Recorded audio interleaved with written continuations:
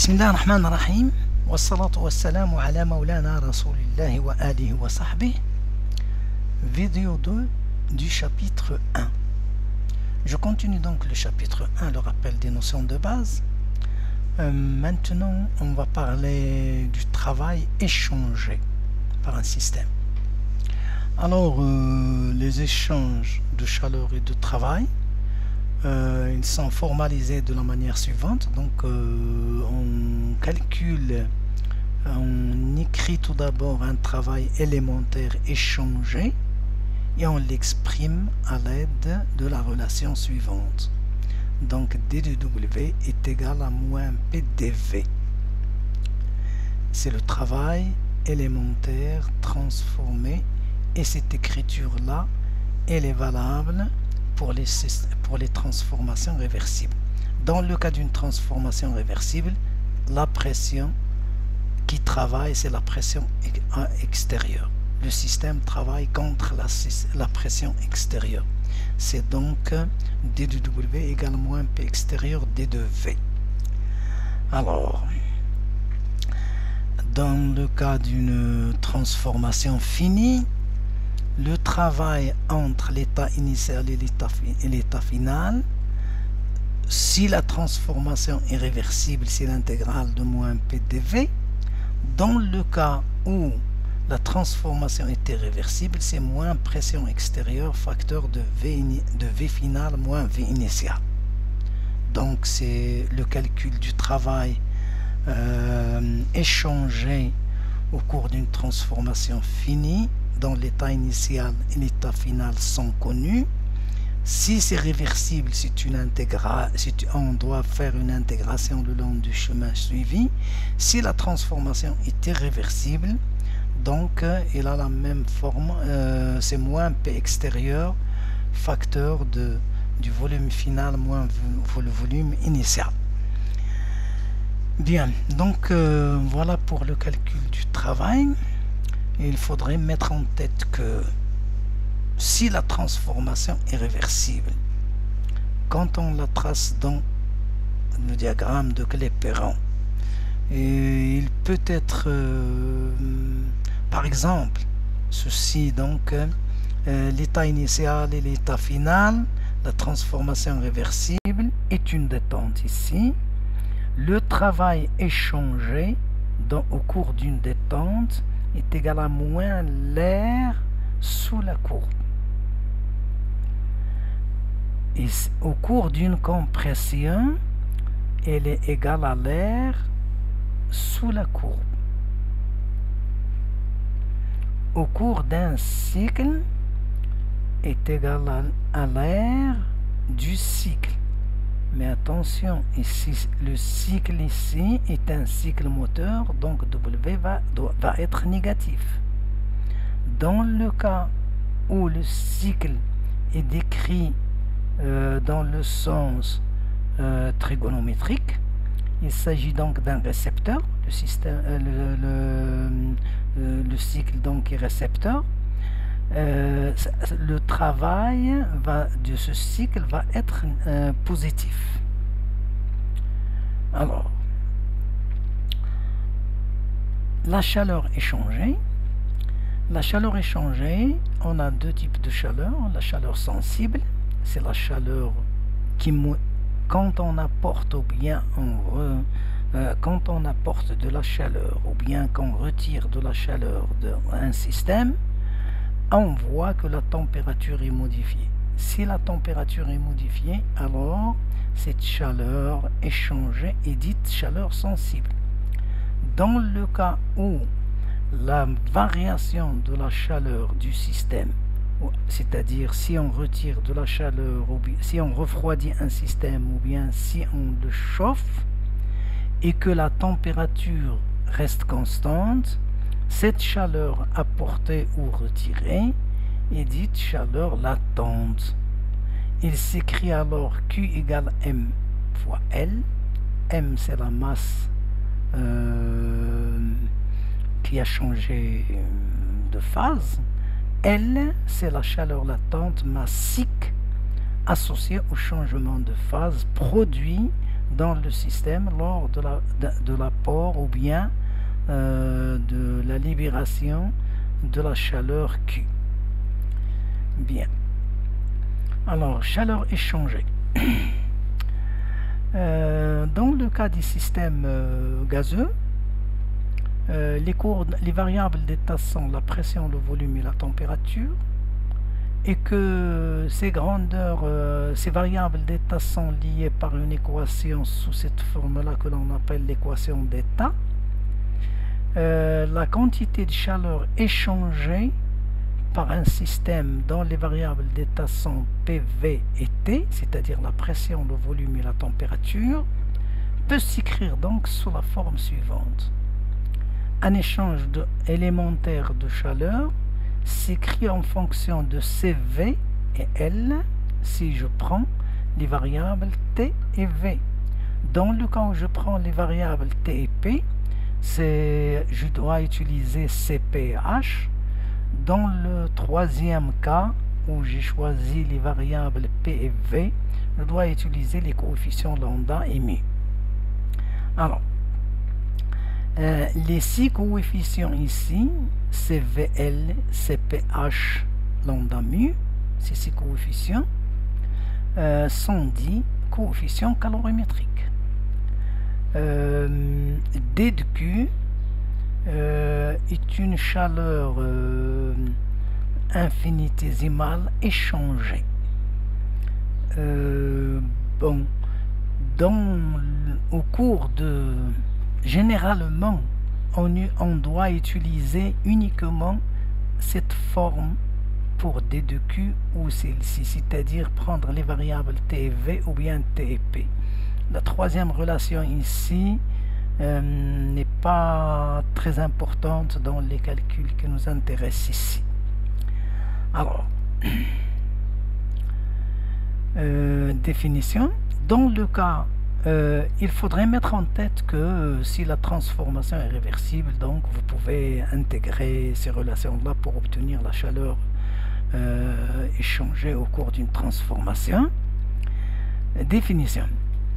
Lorsque je considère le travail échangé par unité de temps, je le note W point, et dans ce cas donc, je l'appelle l'énergie échangée par unité de temps, qui est dit la puissance mécanique, alors que dans le cas de la chaleur par unité de temps, noté Q point, il est dit chaleur calorifique et puissance calorifique, il faudrait dire ici. Donc la puissance calorifique peut être apportée par convention, par rayonnement. Ici donc c'est la puissance mécanique ou bien la puissance calorifique échangée. La puissance mécanique c'est W point et la puissance calorifique c'est Q point. Bien. Donc voilà. Le premier principe de la thermodynamique. Le premier principe de la thermodynamique, c'est les 10 principes de la conservation de l'énergie. Donc, il dit que l'énergie d'un système,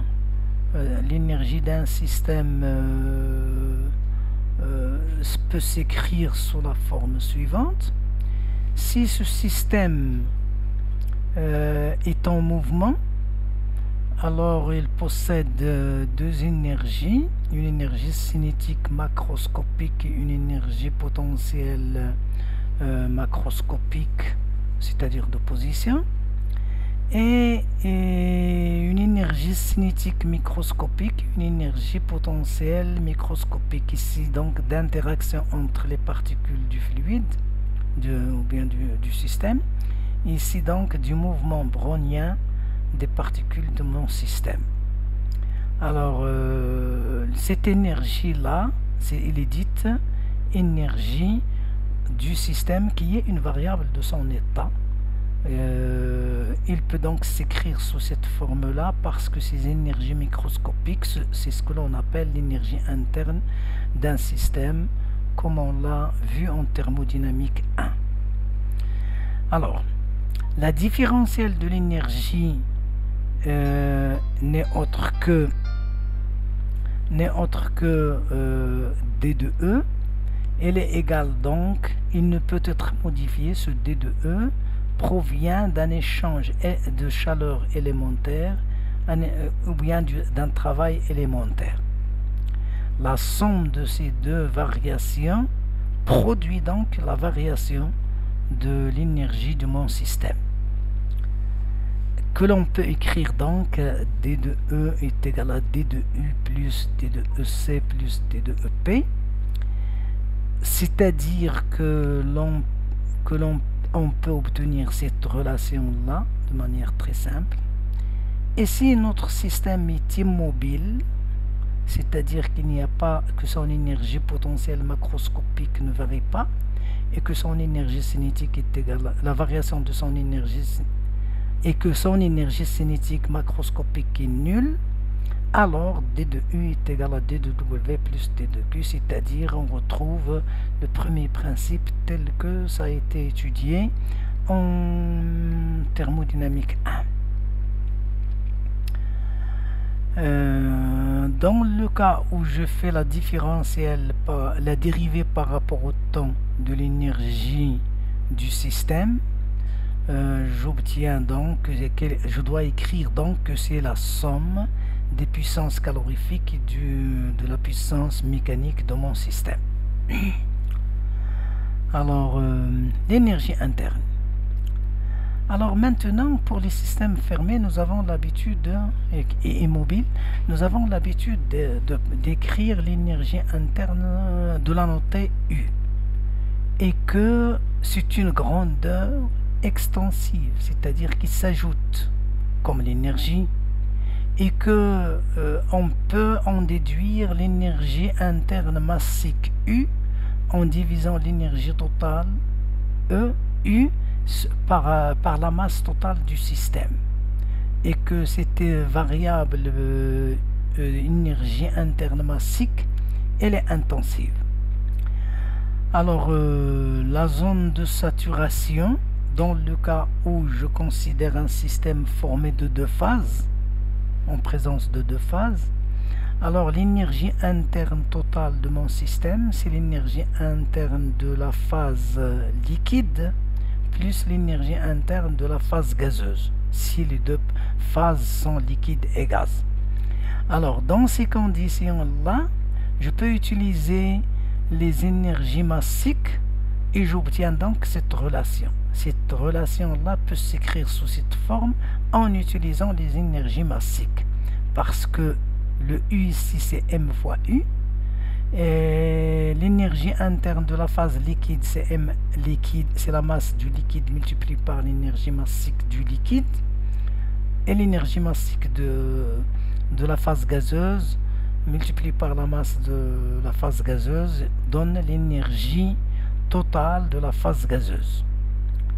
Et que cette relation-là, quand je la divise par la masse M, j'obtiens donc U est égal à 1 moins X UF plus X UG, dans laquelle X c'est la masse de la phase gazeuse divisée par la masse totale, et les dites titre de la vapeur, titre en vapeur de mon système.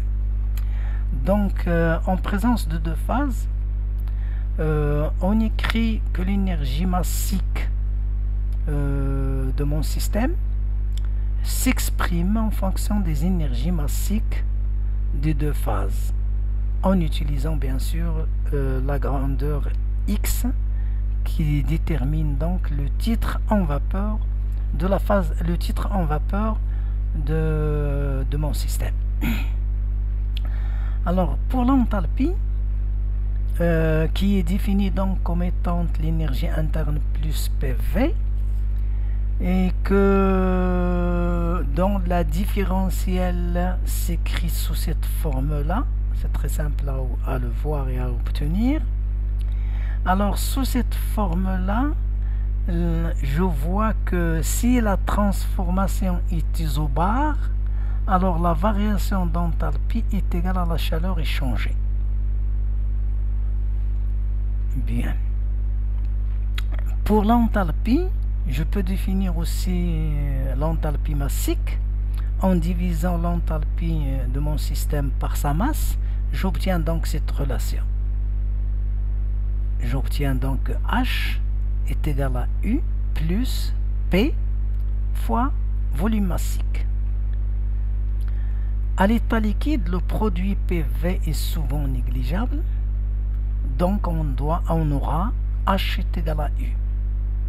Parce que le volume ici, le produit PV est souvent est négligeable. Dans la zone de saturation,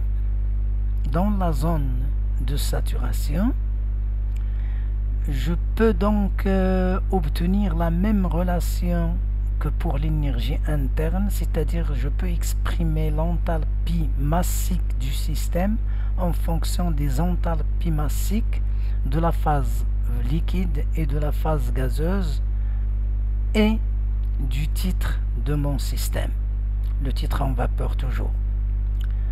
Les chaleurs massiques, bon, je sais que CV c'est D de U sur dt à volume constant, qui n'est autre que D de Q sur dt à volume constant. Ça, on sait l'obtenir facilement. De même, on aura Cp qui s'écrit sous cette forme-là, c'est-à-dire la variation de la chaleur en fonction de la température à pression constante, qui n'est autre que, parce que puisque la pression constante, que elle est égale donc à d de H sur dt à pression constante. Pour les solides et les liquides, on prend toujours Cp approximativement égal à Cv, on la note C, et on met l'indice ici pour les liquides et pour les solides. On parle uniquement de la capacité calorifique, c'est-à-dire sans signaler que c'est à volume ou bien à pression constante. Dans ces conditions-là, vous avez la variation d'enthalpie est égale à la variation de l'énergie interne, ça on l'a déjà vu ici, et qu'elle est égale à C facteur de T2 moins T1. Donc le calcul de la chaleur est changé. Très bien, donc je vous remercie. Wassalamu alaikum wa rahmatullah.